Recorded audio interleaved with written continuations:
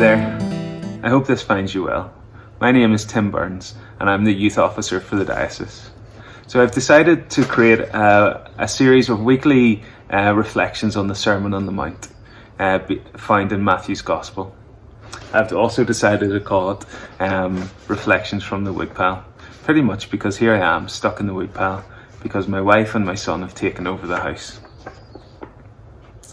I've also chosen the Sermon on the Mount because it gives us insight into what living with Jesus and revealing the kingdom of God here on earth looks like. And it's kind of huge, and it's kind of difficult, and it's kind of challenging. The Sermon on the Mount puts a whole lot of what we think is important on its head, and it shows us where true value lies. The beauty of it is that we're not expected to live what Jesus says out by ourselves. Nor, I don't think, is the expectation that we would get it right all the time. But what the Sermon on the Mount asks us to do is to pursue relationship with Jesus and allow that relationship to penetrate our hearts and our minds, and in doing so transform our perception of the world and how we live in it. Jesus loved unconditionally. He gave himself generously to people because of this love. He showed mercy and love. He also challenged where necessary, so that people would encounter the depth of love that God has for them. And the Sermon on the Mount gives us insight into Jesus' life and his love, and what he requires of us.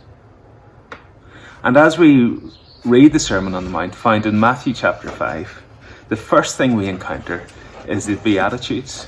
So I'm going to read those out for us now. So they're Matthew chapter 5, verse 1 to 12.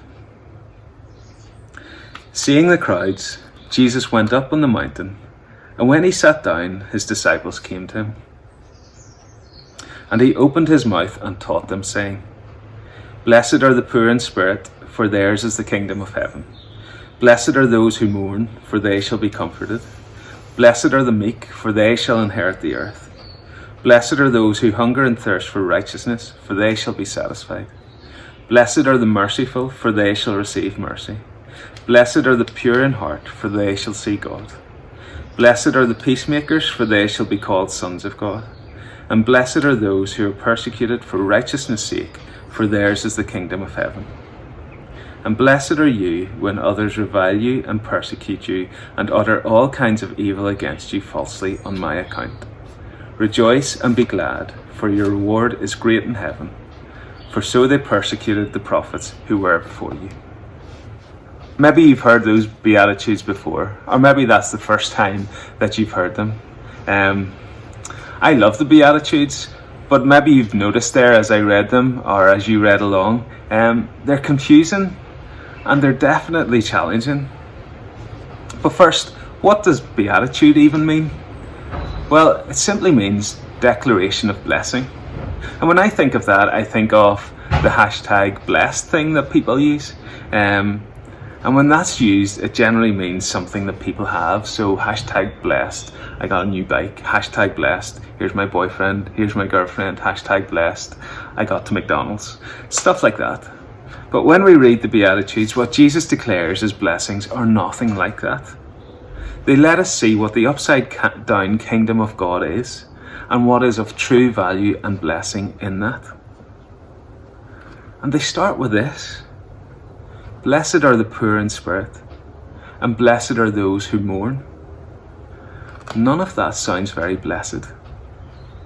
The Message puts it like this: you're blessed when you're at the end of your rope, or you're blessed when you have lost that which is most dear to you. None of those sound like blessings. But the blessings are not in physical things, they're not in possessions. But they are blessings only encountered through life in the kingdom of God. They are much more permanent and much more hopeful than any physical thing or possession.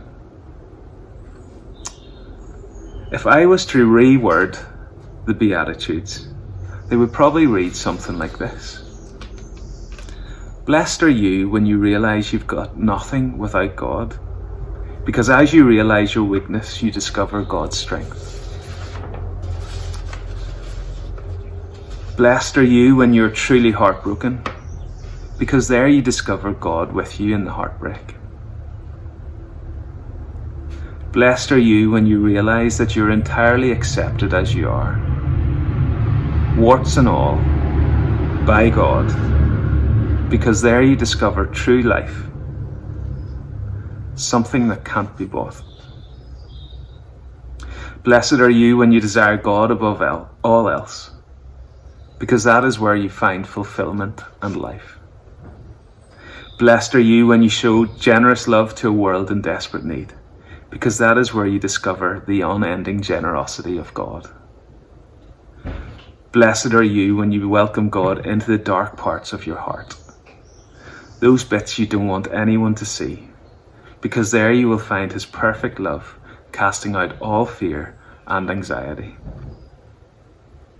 Blessed are you when you speak God's hope, peace, and mercy into conflict and challenge, because you are living as a true child of God.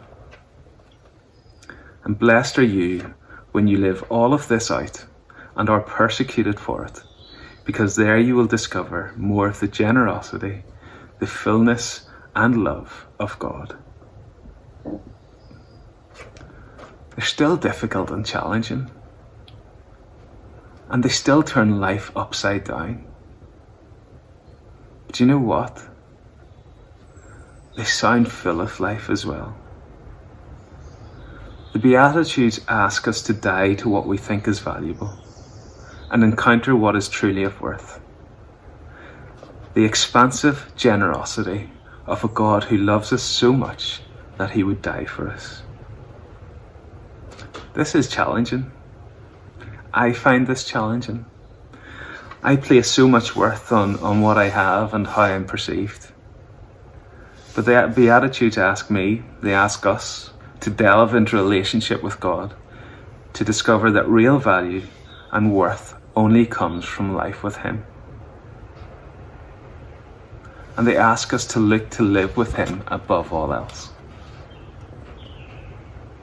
It's in living here that we're transformed, and we begin to introduce a world that desperately needs to encounter this kingdom of life to the most generous God, the only God who can bring life and peace and fulfillment.